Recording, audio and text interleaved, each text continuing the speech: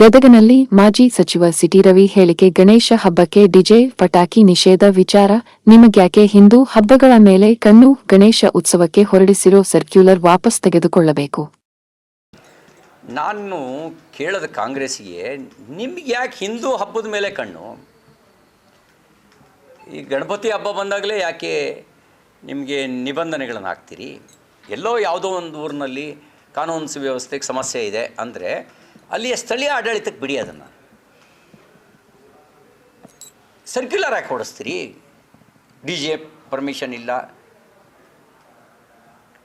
D J ಸರ್ಕಾರ D ಜೆನ ban ಮಾಡಿಲ್ಲ. ನಿಮಗೆ ಕಾನೂನು ಬಗ್ಗೆ ಅಷ್ಟೇ ಶ್ರದ್ಧೆ ಇರೋದಾದರೆ ಹಲವಾರು ತೀರ್ಪುಗಳು ಬಂದಿದ್ದಾವೆ. 9 ಗಂಟೆಯಿಂದ 9 ಗಂಟೆವರೆಗೂ ಧ್ವನಿವರ್ಧಕ ಬಳಸುವಂತಿಲ್ಲ. ಬೆಳಗ್ಗೆ 9 ಗಂಟೆಯಿಂದ ಇದು ರಾತ್ರಿ 9 ಗಂಟೆಯಿಂದ ಬೆಳಗ್ಗೆ 6 ಗಂಟೆವರೆಗೂ ಧ್ವನಿವರ್ಧಕ ಬಳಸುವಂತಿಲ್ಲ. ಎಕ್ಸಿಕ್ಯೂಟ್ ಮಾಡಿದ್ದೀರಾ? ಅಲ್ಲಿ ನಿಮ್ಮ ಸೆಕ್ಯುಲರ್ ಸತ್ತೋಗ್ಬಿಡುತ್ತಾ? ಆದರೆ ಇಲ್ಲಿ ಬಂದಾಗ ಗಣಪತಿ ಹಬ್ಬಕ್ಕೆ ಮತ್ತು ನೀವು ಒಂದು ಬೇಕಾದ್ರೆ ನೀವು ಯಾರು ಬೇಕಾದ್ರೂ ಸ್ಟಡಿ ಮಾಡಿ, ಗಣೇಶ ಉತ್ಸವಕ್ಕೆ ಬೇರೆಯವರು ಬಂದು ಕಲ್ಲು ಹೊಡೆದಿದ್ದಾರೆ ಹೊರತು ಗಣೇಶ ಉತ್ಸವ ಮಾಡಿದವರು ಕಲ್ಲು ಹೊಡೆದಿರುವಂಥ ಉದಾಹರಣೆ 1% ಸಿಗಲ್ಲ. ಗಣೇಶ ಮೆರವಣಿಗೆಯ ಮೇಲೆ ಕಲ್ಲು ಯಾರು ಹೊಡೆಯೋದು? ಕಲ್ಲು ಹಿಂದೂಗಳ ಕಲ್ಲು ಹೊಡೆಯೋದು. ಇವರು ಒದ್ದು ಒಳಗೆ ಹಾಕಬೇಕಾಗಿದ್ದು ಅವ್ರನ್ನ, ಕಲ್ಲು ಹೊಡೆದವ್ರನ್ನ. ಈಗ ನಾಗಮಂಗಲದಲ್ಲಿ ಗಣೇಶ ಮೆರವಣಿಗೆ ಮೇಲೆ ಪೆಟ್ರೋಲ್ ಬಾಂಬ್ ಯಾರು ಹಿಂದೂಗಳು ಹಾಕಿದ್ದು ಪೆಟ್ರೋಲ್ ಬಾಂಬು. ಆಮೇಲೆ ಹೇಳಿದರು STPI ಕಾರ್ಯಕರ್ತರು ಒದ್ದು ಒಳಗೆ ಹಾಕಬೇಕಾಗಿದೆ ಯಾರನ್ನ? ಅವ್ರನ್ನ ಬಿಡ್ತಾರೆ, ಮೆರವಣಿಗೆ ಮಾಡಬೇಡಿ. ಅಂದರೆ ಈ ನೀತಿ ಅದು ಕೆಟ್ಟ ನೀತಿ.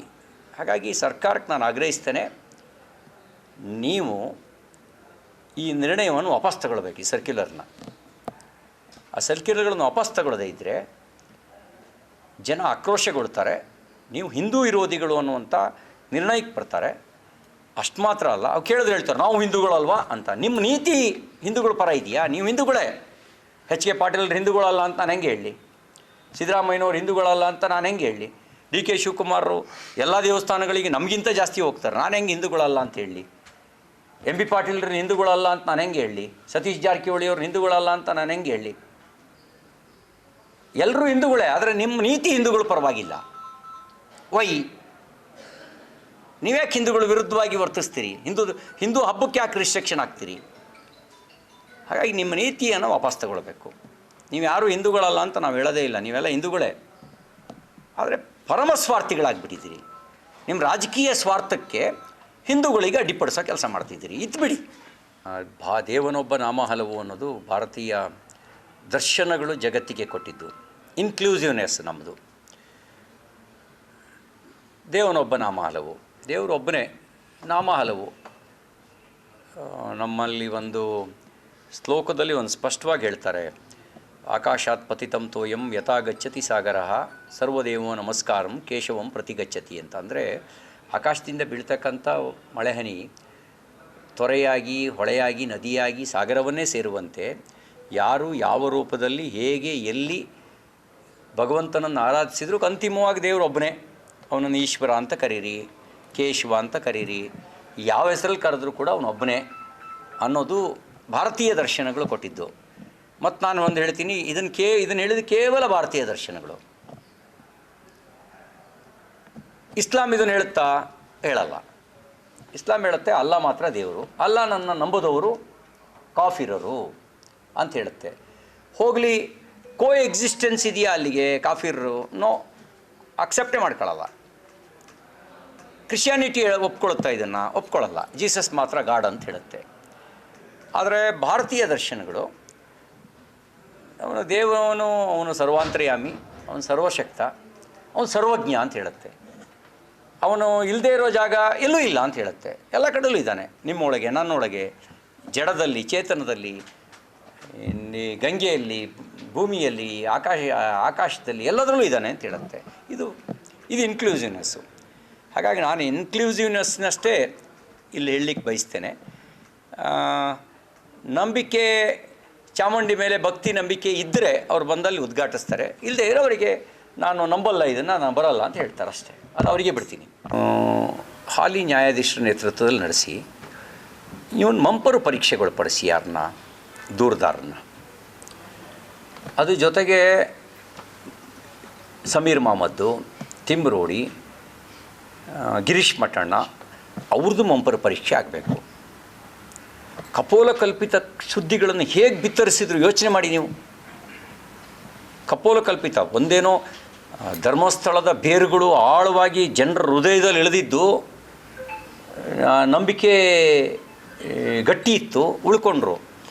ಬೇರೆ ಯಾರ್ದಾರ ಬಗ್ಗೆ ಹೀಗೇನಾರು ಅಪಪ್ರಚಾರ ಮಾಡಿದ್ರೆ ಅವರಿಗೆ ಆತ್ಮಹತ್ಯೆ ಮಾತ್ರ ದಾರಿಯಾಗತ್ತೆ.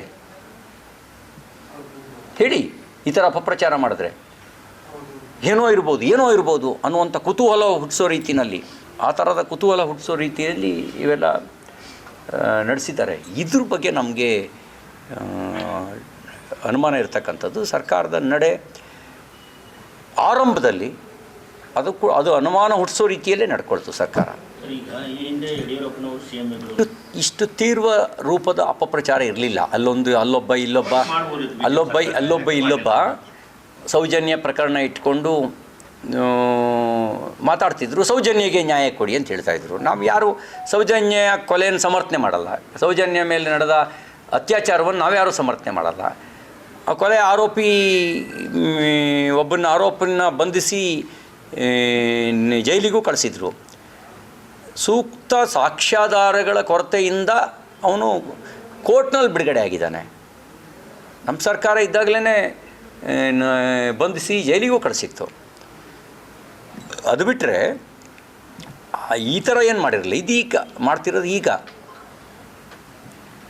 ಈಗ ನಾನು ಹೇಳೋದು ಅಂದರೆ, ಈ ಸರ್ಕಾರ ತನ್ನ ಪ್ರಾಮಾಣಿಕತೆಯನ್ನು ಸಾಬೀತುಪಡಿಸ್ಬೇಕು ಅಂದರೆ ಇವ್ರ ಹಿಂದ್ಗಡೆ ಇರೋ ನೆಟ್ವರ್ಕನ್ನು ಎನ್ಕ್ವೈರಿ ಮಾಡಲಿ.